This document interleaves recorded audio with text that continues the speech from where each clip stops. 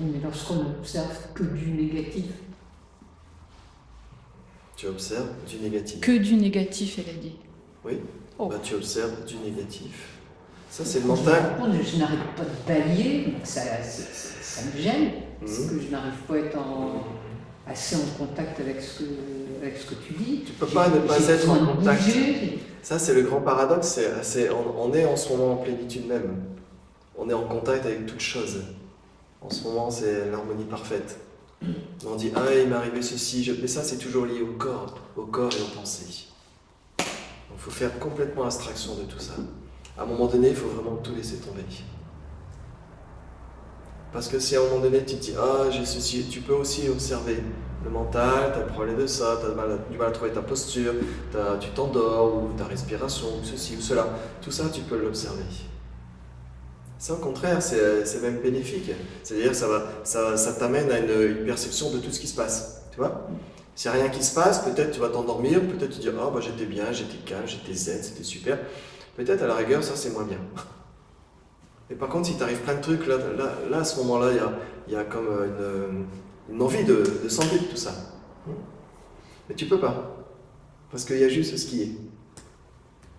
Donc ça te ramène toujours en fait à cette perception directe de ce qui est. Mais le problème, c'est qu'il y a un jugement. Ça devrait pas être en méditation.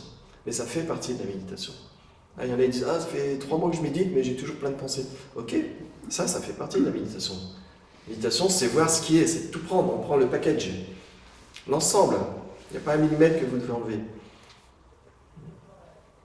Et on voudrait même en méditation dire, je médite pour tout ce qui m'est arrivé avant, ou tout ceci, ou tout cela, comme ça. Non, c'est pas ça la méditation.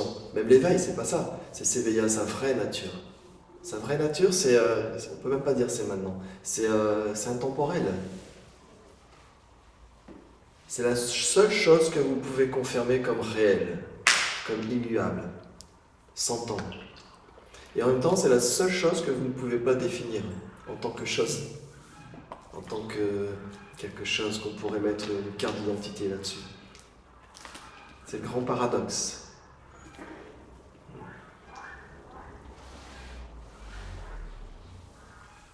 Donc c'est le vivant du maintenant, le vivant du maintenant, maintenant, qui se fout royalement de ce qui va se passer dans la seconde suivante, qui se fout royalement de la situation du corps, etc. C'est au-delà de ça. Toutes les expériences arrivent à partir de ce point zéro.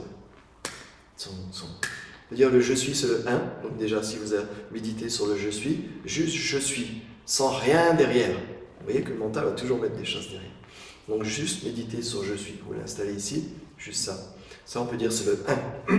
Mais le je suis peut être aussi observé. On peut dire que c'est le 0, le vide absolu, le Wuchi. Et là c'est la compréhension directe, mais qui ne sort pas d'un livre.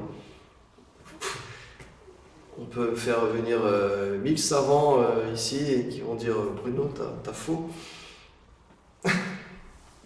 C'est indétrônable, c'est au-delà de toute connaissance.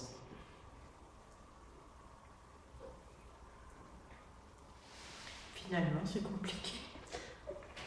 Le mental est compliqué. Mais ce que vous êtes, là, c'est maintenant. C'est la simplicité maintenant.